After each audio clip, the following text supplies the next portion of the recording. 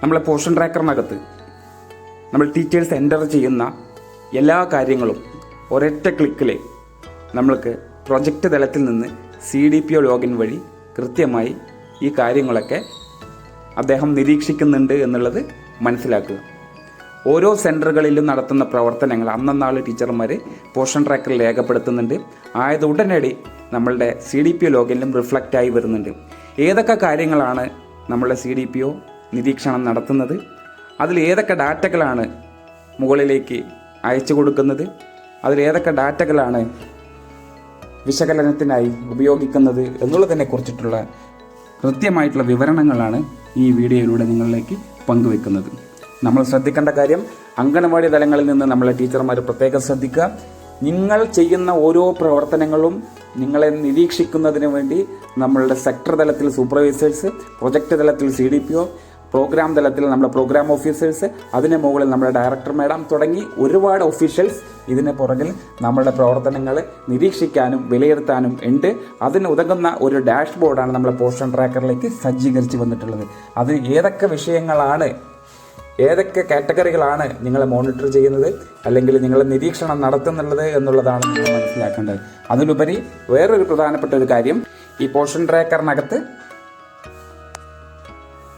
ടീച്ചർമാർക്ക് മാത്രമേ ഡാറ്റകൾ ബേസ് ലെവലിൽ നിന്ന് എൻ്റർ ചെയ്യാൻ കഴിയുള്ളൂ. അത് തിരുത്താനോ കൂട്ടിച്ചേർക്കാനോ ഒഴിവാക്കാനോ നമുക്ക് CDPO ലോഗിനിലൂടെ കഴിയില്ല. അതായത് നിങ്ങൾ തരുന്ന ഡാറ്റ, ടീച്ചർമാർ നൽകുന്ന ഡാറ്റയാണ് അടിസ്ഥാനപരമായിട്ടും കൃത്യമായിട്ടുള്ള ഡാറ്റ എന്ന വിശ്വാസത്തിലാണ് ഈ പറയുന്ന ഡാറ്റകളൊക്കെ നിരീക്ഷണം നടത്തുന്നത് എന്നതുകൂടി നിങ്ങൾ ഓർമ്മയിൽ വയ്ക്കുക.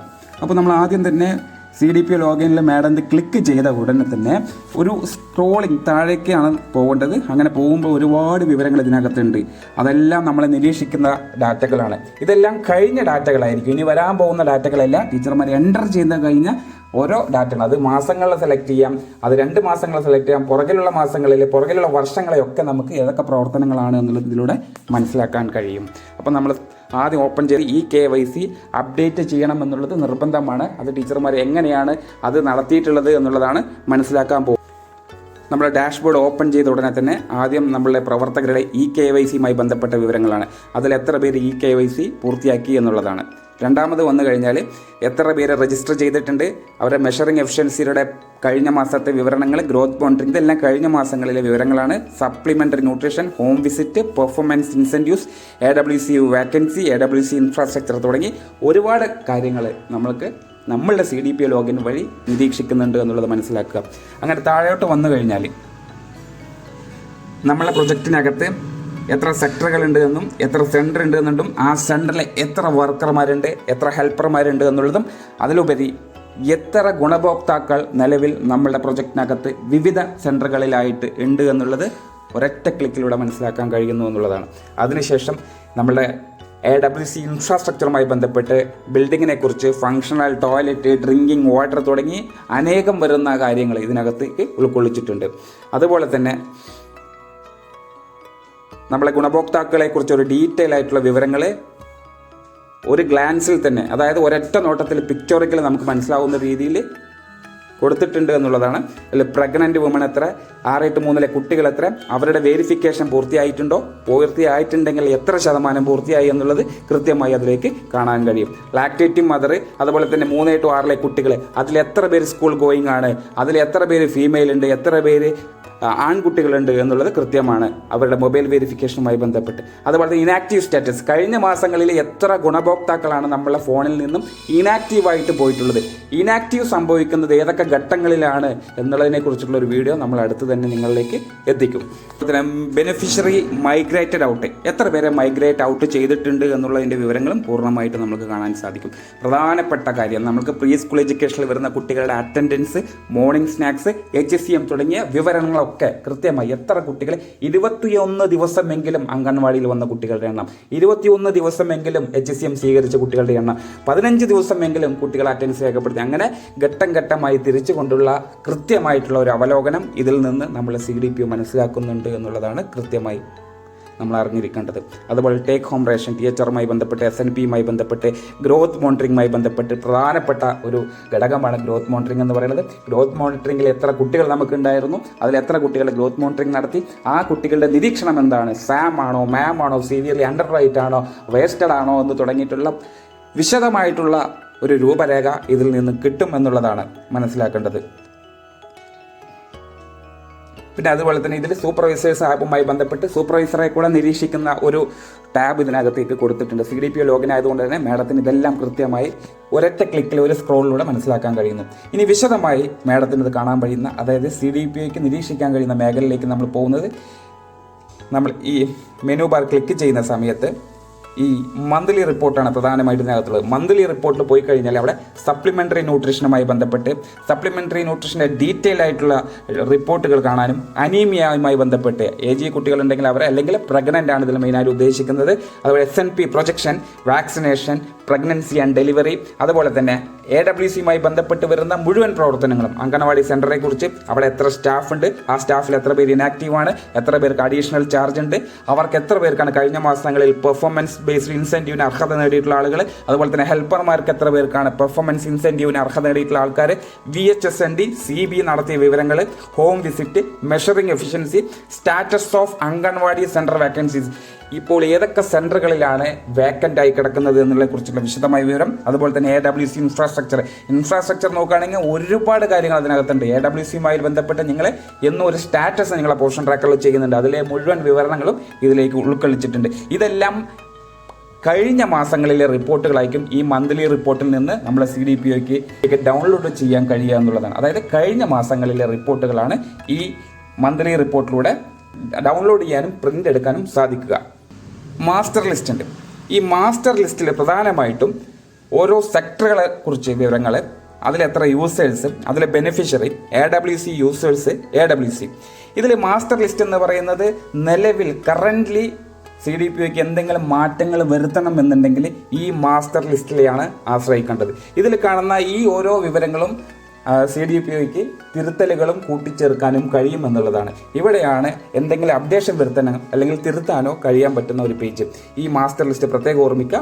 മാസ്റ്റർ ലിസ്റ്റ്, ഈ മാസ്റ്റർ ലിസ്റ്റിനകത്ത് sector, users, beneficiary, AWC users, AWC എന്ന് കാണാം. അതിൽ സെക്ടറിൽ ക്ലിക്ക് ചെയ്ത് കഴിഞ്ഞാൽ കൃത്യമായിട്ട് നമ്മൾക്ക് കാണാൻ കഴിയും നമ്മളുടെ പ്രൊജക്റ്റിനകത്തുള്ള മുഴുവൻ സെക്ടറുകളും ഇതിലേക്ക് ഡ്രോപ്പ് ഡൗൺ ആയിട്ട് നമുക്ക് ലിസ്റ്റ് ഔട്ട് ചെയ്ത് വരും. ആ ലിസ്റ്റിലൂടെയാണ് നമ്മൾ ഈ സെക്ടറിലെ ആവശ്യപ്പെട്ട കാര്യങ്ങൾ നമുക്ക് മാറ്റം വരുത്താൻ കഴിയുക.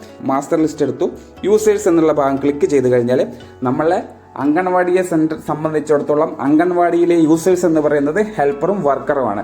എന്നാൽ സെക്ടർ തലത്തിൽ, പ്രൊജക്റ്റ് തലത്തിലെ യൂസേഴ്സ് എന്ന് പറയുന്നത് CDPO ആണ്. അതിന് കീഴിൽ വരുന്ന സൂപ്പർവൈസേഴ്സാണ് സെക്ടർ തലത്തിലെ യൂസേഴ്സ് എന്ന് പറയുന്നത്. ഇപ്പോൾ നമുക്ക് ഇവിടെ ഈ പറയുന്ന സെക്ടറുകളെ സെലക്ട് ചെയ്യാൻ നമുക്ക് കഴിയും. അതിനുശേഷം സെലക്ട് യൂസർ ടൈപ്പ് എന്നുള്ള ഭാഗം ക്ലിക്ക് ചെയ്ത് കഴിഞ്ഞാൽ സെക്ടർ ലെവലും DCPO ലെവലും നമ്മൾ സെക്ടർ ലെവൽ സെലക്ട് ചെയ്ത് സെർച്ച് എന്നുള്ള ഭാഗം ക്ലിക്ക് ചെയ്ത് കഴിഞ്ഞാൽ നമ്മളുടെ പോർഷൻ ട്രാക്കറിലെ സെക്ടറുകൾ ഇവിടെ കാണാൻ നമുക്ക് സാധിക്കും.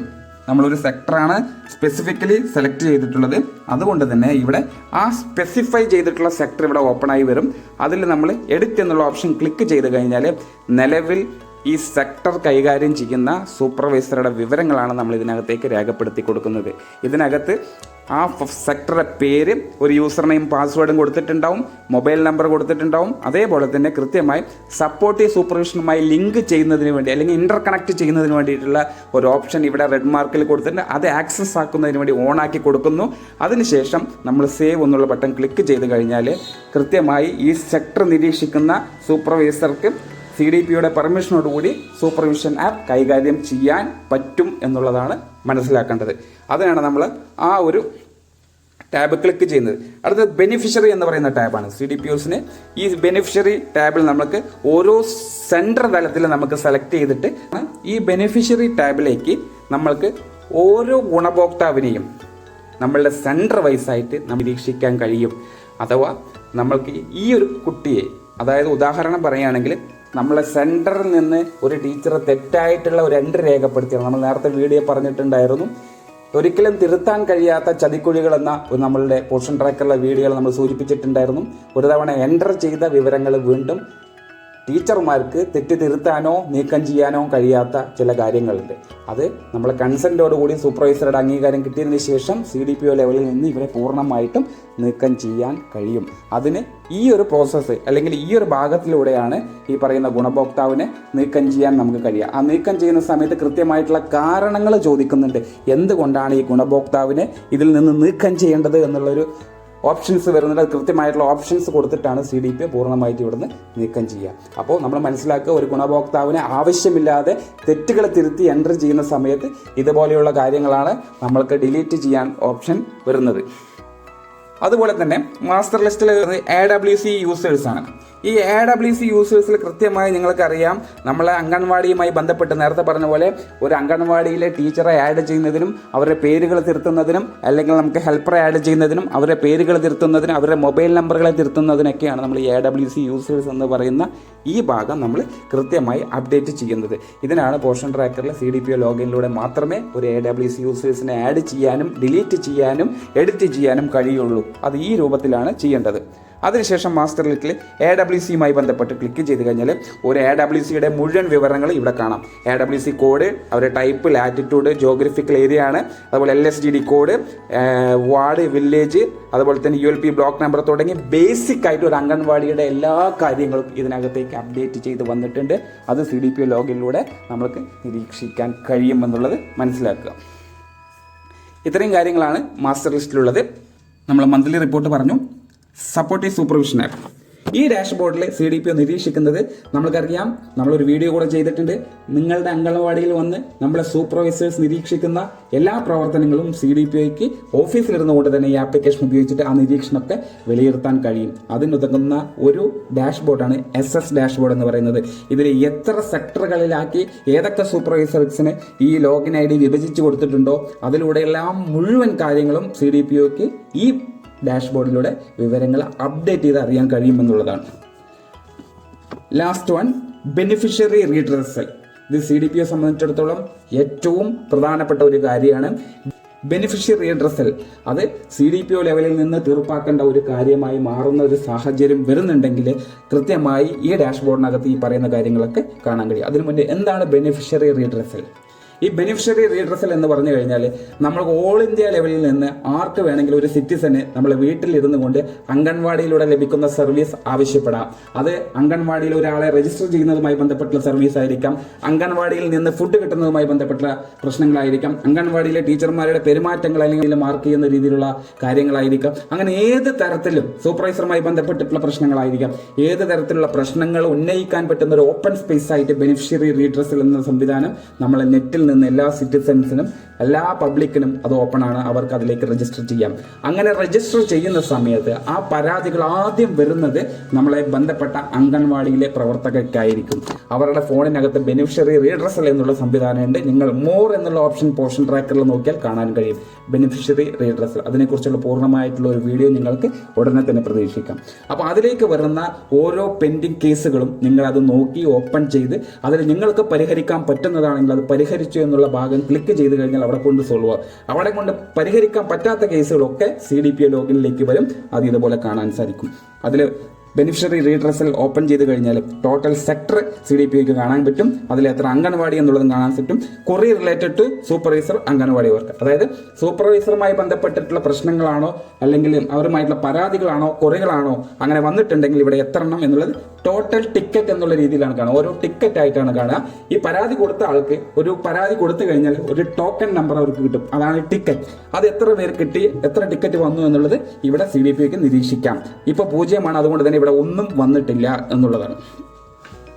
അതുപോലെ അംഗൻവാടി വർക്കറുമായി ബന്ധപ്പെട്ട് എന്തെങ്കിലും കുറവുകൾ വന്നിട്ടുണ്ടെങ്കിൽ അവിടെ 0 എന്ന് കാണാം. അങ്ങനെ ടോട്ടൽ ടിക്കറ്റ്സ് പെൻഡിങ്, ഏതെങ്കിലും പെൻഡിങ് ആയി ഇതുവരെ അവർക്ക് അതിനുള്ള ഉത്തരം കൊടുക്കാതെ ഏതെങ്കിലും പെൻഡിങ് ആയി കിടക്കുന്ന ടിക്കറ്റ്സ് ഉണ്ടെങ്കിൽ അവിടെ അത് കാണും.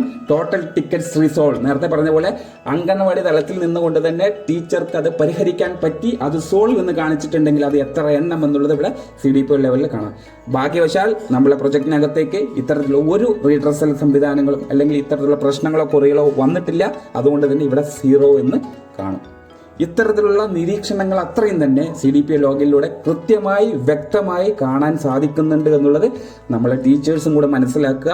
നിങ്ങൾ ചെയ്യുന്ന ഓരോ രേഖകളും കൃത്യമായി ആധികാരികമായിട്ടുള്ള രേഖകൾ പരിശോധിച്ചതിൻ്റെ അടിസ്ഥാനത്തിൽ മാത്രം രേഖപ്പെടുത്തി നല്ല രീതിയിലുള്ള പ്രവർത്തനം കാഴ്ചവെക്കുന്നതിന് വേണ്ടി എല്ലാ കാര്യങ്ങളിലും നല്ലതുപോലെ മുന്നേറാൻ കഴിയട്ടെ എന്ന് ആശംസിക്കുന്നു. താങ്ക്